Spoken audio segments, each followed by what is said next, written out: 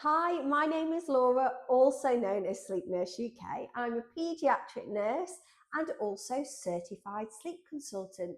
So today I want to talk about a really big topic. I'm going to talk about guilt when it comes to working with a sleep consultant. And why doesn't your baby sleep when everybody else's baby seems to be sleeping just fine?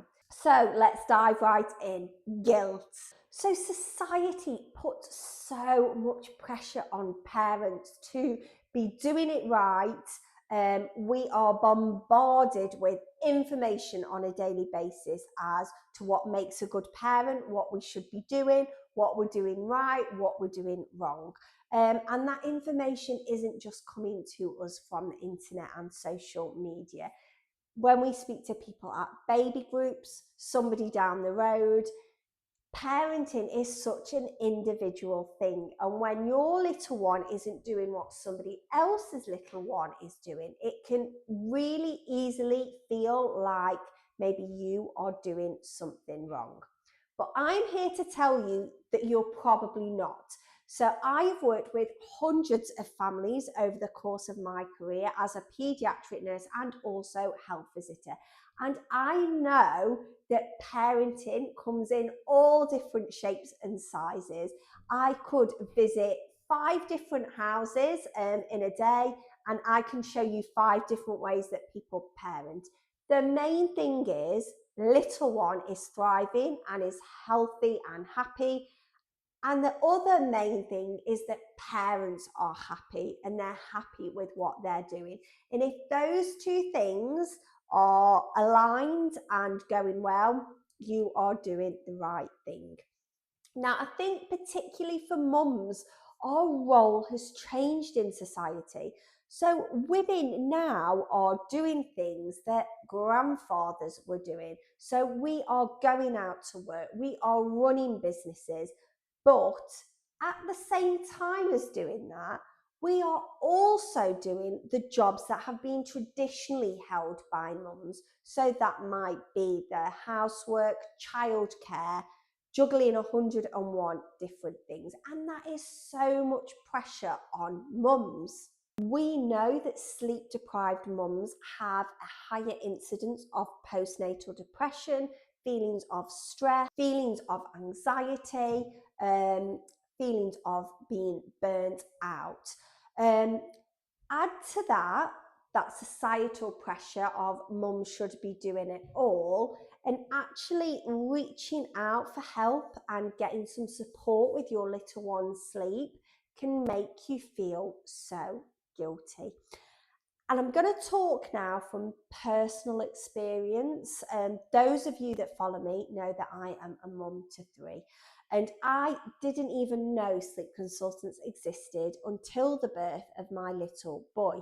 And he was born with allergies, and he also had significant reflux.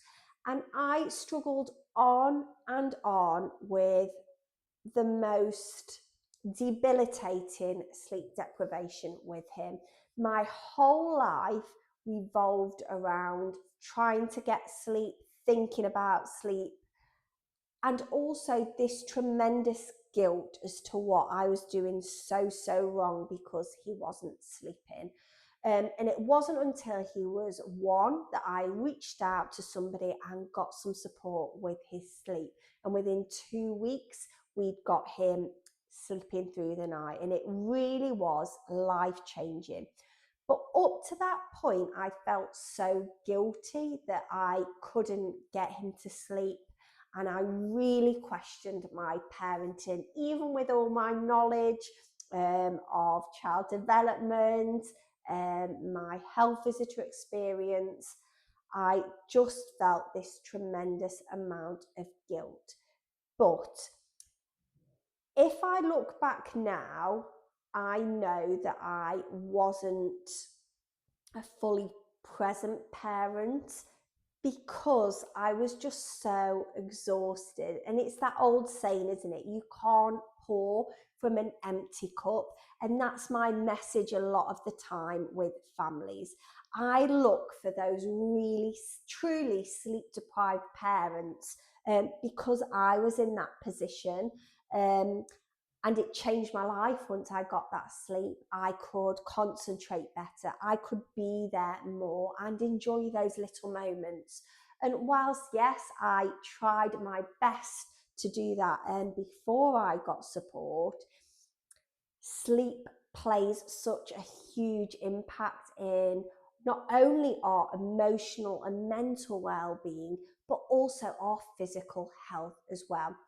And families and mums that I have recently worked with have opened up to me and spoke to me about similar feelings. So feeling guilty that they are not waking up constantly with their little one, feeling guilty that actually at 6 months that feels too much because they feel like there's this sort of pressure that you should be doing that for your little one. And what I always say is if it's working for you, so if you're waking several times with your little one at night and you're quite happy with that, by all means keep on doing it. But if you are feeling depressed doing that, if you are feeling burnt out, frustrated, exhausted from doing that, there is absolutely nothing wrong with reaching out and getting support with your child's sleep, and it can literally change your life. And one of the key messages that I always want to get over to parents is don't feel guilty. I want to break this stigma around getting support with your little one's sleep. So let's move on. Why isn't your little one sleeping, but Sandra's at baby group is? It can be due to a number of reasons. Now, the first one I'm going to mention is age. Now, for little ones under 4 months, it is normal for them to wake frequently through the night. They need to feed for their growth and development. They might be just waking for comfort. That is completely normal. That is what little ones and newborns are programmed to do. So even if somebody at a baby group is telling you at 8 weeks their little one is sleeping through, that's really good for them. But if yours isn't, that is completely normal. Sleep can vary so much, and you should be being responsive to your little one under 4 months of age. So the second reason is genetics. So we know actually that sleep is linked to our genetic makeup, and it might just be a genetic thing with your little one in regards to their sleep. It also might just be due to sheer luck. I have 3 children myself. They all slept differently, and I'd like to think I parented them all pretty much the same, but I think it really does vary from child to child regarding their sleep needs and how they sleep. It can also be based on their personality. So some little babies are so sensitive to any external stimuli, and the effect on that can be huge to their sleep, where other babies can be quite relaxed and it doesn't really matter what's happening around them. They can sleep through anything. So personality can play a big part. Now, as a sleep consultant, the things that I see most of when people come to work with me is children who are unable to link their sleep cycles. Now, that might be that they need to feed to sleep, being held to sleep, being rocked to sleep. It might be that they have to be next to mum or dad in bed. So there's something that they need in order to link their sleep cycle. So as long as one of those things is there, they will sleep lovely for you. But if they wake in the night and one of these things isn't there, so if you're not holding them when they wake up, then they become very upset until they get that being held in place again, and then they can go into their next sleep cycle. The other thing I see quite a lot of is an imbalance in daytime and nighttime sleeps. Now, I've heard so many people say this, that you think if you've got a poor sleeper, it's best to keep them awake in the day longer because then they'll be more tired at night. But we know from research it has the opposite effect. And the reason for that is, as a lot of parents will have seen, little ones then get overtired. They get overtired, then they get past that point of wanting to go to sleep, and that can make it difficult for them to get into a deep sleep.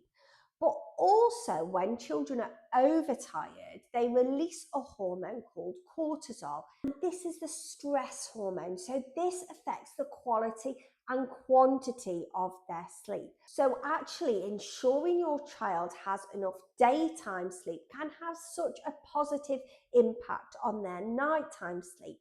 Now, if you are interested in how long your little one should be napping, I have a free guide that I can send over to you, looking at all the different ages, their wake windows, and how long on average a little one will nap for. If you are interested in receiving that, please head on over to any of my social medias and send me a DM with the word nap.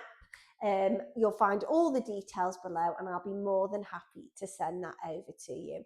Now, if you've watched this video and you're thinking that you would like some support with your little one's sleep, I would love to help you. I work with little ones from 4 months right up until about 6 years of age, and I really do deal with anything and everything in regards to sleep. You can either email me, I'll leave my email address below, or you can head over to my website where you can book a completely free and no obligation 30-minute chat with me. Now, during that call, we'll chat a little bit about your concerns, what your child's currently doing, and I will discuss how I could potentially help you. And I think the main thing with that call is to see if you think I am a good fit for your family. I have been in the depths of that sleep deprivation, and it can be such a leap of faith to work with somebody when you are that tired, because you can have feelings of they're never going to be able to fix it. And also, I can't be bothered to do anything because my energy is just spent at the moment on surviving. So I've been there, but I can assure you I can definitely help. So that 30-minute call really gives me a chance to outline the ways in which I could help you and for you to see if I'm a good fit for your family. So as I say, all the details are down below. Thank you so much for watching. Please be sure to like and subscribe, and I will see you next week. Bye.